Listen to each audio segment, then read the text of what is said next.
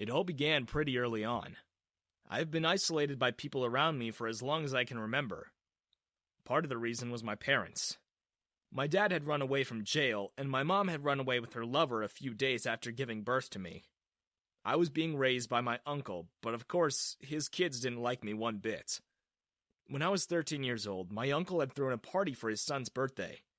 I usually stayed away from such events because people only used to whisper and stare at me as if I was some alien who had dropped from the sky. But on that particular day, my luck decided to leave my side. "Sean, we're short on helpers! Could you please come down and serve drinks to the guests?" My aunt yelled, knocking at my door. I gave her a hesitant look. "Are you sure? I don't think anyone would appreciate my presence downstairs." Not that I appreciated their presence either, I thought to myself. My aunt glared at me. "Don't give me excuses! This is the least you can do for Cody after everything you have put him through." Ah, yes. Cody. My dearest cousin whose idea of fun involved using me as a punching bag, breaking my stuff, tearing the pages of my homework, spreading weird rumors about me at school, and making my life a living nightmare. But at the end of the day, I was the one who had put him through everything. Yay! Go me! "Are you listening?" My aunt shouted after she was done with her speech of what an ungrateful kid I was, and blah blah blah. I sighed and went downstairs to face my doom. As expected, Cody and his friends kept trying to humiliate me. Half of my time was spent dodging their pranks and being on guard. Somehow, all the other workers had been dismissed, and I had become everyone's favorite waiter. "Must be nice! Freeloading on my dad's money when you should have been rotting in some orphanage!" Cody mocked, snatching a glass from the tray I was holding. His friends sneered, looking at me as if I was the embodiment of a plague. Cody had no idea, did he? An orphanage would have been a heaven compared to this. I took out my phone and opened the dictionary. Orphanage. Noun. A residential institution for the care and education of children whose parents have died. I read out loud. "What are you doing?" Cody asked in confusion. "Both my parents are alive. So, I thought I'd enlighten you on the meaning of orphanage." I gave him a mocking smile. "Wouldn't want you to lose your way and end up there by mistake." It took him a moment to process my words. His friends who were laughing at me earlier stared at him in silence, looking like they were trying their best to not burst out laughing. Suddenly, a girl who was sitting in a corner by herself launched into a fit of laughter. "He got you, Cody! Even my 5-year-old brother knows the meaning of orphanage." That did it. Cody's so-called friends started laughing at him too, calling him dumb and whatnot. You can already guess what happened next. Cody got up and grabbed my collar, his face red from anger. "How dare you run your mouth like that, you dang freeloader!" "Technically, you're freeloading too," I pointed out. "What do you mean?" "Do you need me to explain every little thing?" I sighed. "You're living on your dad's money too. What does that make you?" Let's just say that didn't end well for me. 15 minutes later, I was all alone in the garden tending to my nose. My life was about to get worse from this point on. I really shouldn't have said those things, but sometimes my patience just runs thin. "Are you okay?" a voice suddenly asked, and I turned around to see the girl from the party looking at me in concern. Did Cody send his friend to play a prank on me? I decided to ignore her, but she pointed toward my nose and flinched. "Oh, it doesn't look good. Shouldn't you go and get it checked?" No thanks. Then let me help you." "I can take care of it," I told her. "You should go back to your friends and enjoy." She shook her head. They're not really my friends. Cody's dad works for my mom. I was kind of forced to attend this thing. Oh. Now it made sense as to why she hadn't hesitated to laugh at Cody back then. I guess I didn't have to be so wary of her then. My name is Sean, I said awkwardly. Sorry about being rude earlier. It's okay, Sean, she smiled. I'm Ava. It's nice to meet you. Would you let me help with that now? She pointed at my broken nose. I nodded, feeling happy for the first time in my life. I had never had friends. No one cared about what happened to me. But Ava seemed different. I had only met her a few minutes ago, but I could see how kind she was. After she tended to my bruise, we sat there in the garden, talking for hours. She told me so much about herself. She had no friends either, but that was by choice. Most people around me are selfish, she said. They just want to get close to me to be in my mom's good books. I wondered if her mom was a celebrity or something. The only person I can trust is my little brother. She locked eyes with me. And now, maybe you. I hope I wasn't blushing.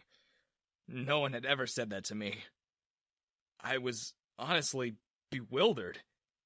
The fact that she was even talking to me was a miracle in itself. You know the rumors about me, right? I asked. I did hear those morons spout some nonsense about your parents, but hey, who cares? She waved her hand dismissively. Why should you be blamed for something your parents did? I felt like crying. Seriously, why weren't there more people like Ava in this world? I was about to say something when her driver appeared.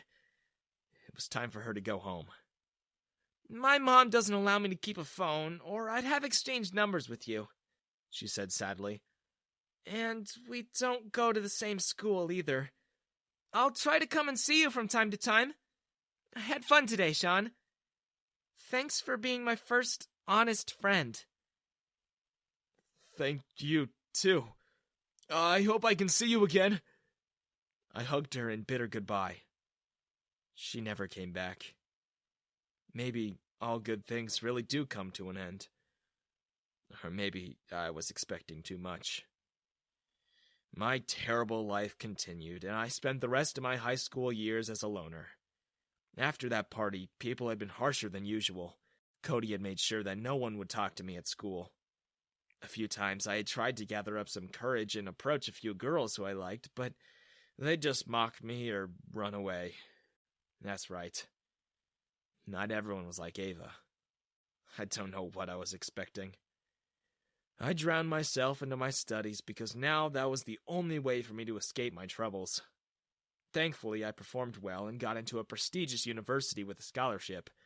This allowed me to get away from my uncle's house. I started working hard from the moment I stepped into my university. I attended all my classes, paid attention to my lectures, impressed my professors, did a lot of internships and community work, and always scored well in my exams and assignments. My social life hasn't changed much. I was still a loner, but that kind of proved to be advantageous for me. I was working toward a successful future while everyone else was busy partying and dating. I won't lie, sometimes I craved those things too. I wanted friends whom I could hang out with and have fun. But after years of being isolated, I had become habituated to my lifestyle. Thanks, Cody. Anyway, during my second year, I got an email from the presidential office. Yeah, you heard that right. The Office of the President. I couldn't believe my luck. I had applied for a job that was open to university students, but I knew it was very tough to actually get it. I wasn't actually expecting any response, but there it was. An email inviting me for an interview. The next few days were like a dream. I was interviewed by some really prominent people of the country. I was asked questions about my background, and of course, the thing about my dad also came up. I thought that sure was going to be a deal breaker, but the next thing I know, I was holding an offer letter in my hands and meeting up with my teammates to discuss work. I was going to be assisting in an upcoming campaign. It was a really important role, and it still felt like a miracle that out of tons of candidates from all over the country, I was the one who had been chosen for it. My teammates were really nice people, and for the first time in my life, I didn't feel like a loner. There was no judgment, no mocking, and no one cared about my past or my background. They admired me for my work and personality.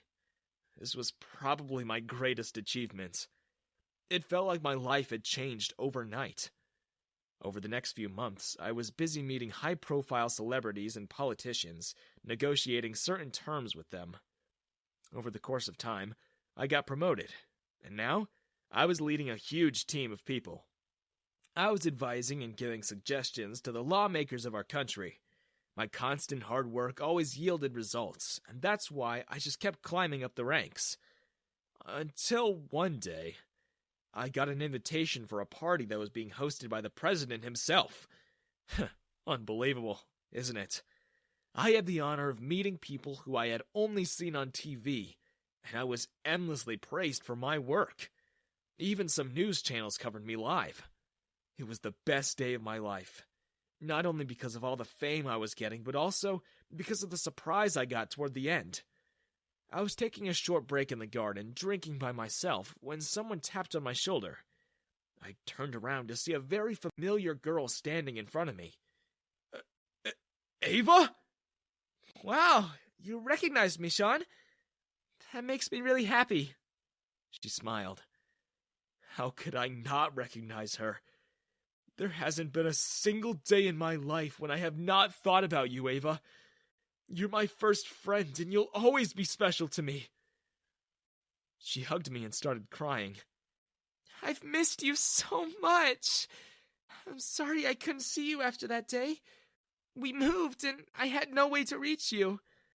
But you were always on my mind, Sean. And I'm so happy to see you doing so well. And I'm even happier that I can meet you again.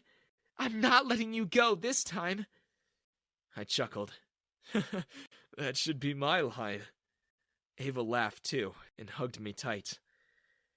I hadn't felt like this in a while. Like I finally had a place where I belonged. I stared at Ava. But what are you doing here? She wiped her tears and smiled at me. My mom is a politician. She knows about you because I always blamed her for separating me from you. And you might already know it, but you're pretty famous these days. So when my mom found out that you'd be attending this party today, she invited me too. So here I am. I brushed away a strand of hair from her face and kissed her cheek. And I'm so grateful for that. There was a time when there was no one around me, and now I was constantly surrounded by people. People who were genuine and made me happy. I had friends and colleagues with whom I could have a good time. And now, I even had the love of my life by my side. I really had come a long way.